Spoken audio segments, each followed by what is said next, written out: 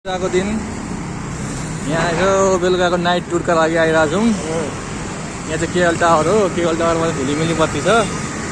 हामी अलिक अगाडिसम्म पुगेर चाहिँ फिर्ता आउनेछौँ। यो चाहिँ चाबेल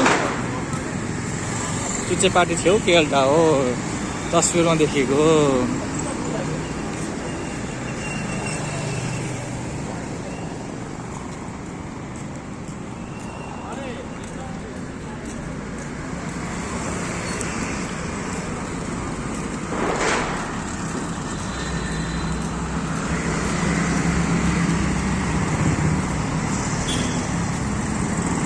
अहिले रातको 9:45 गएको छ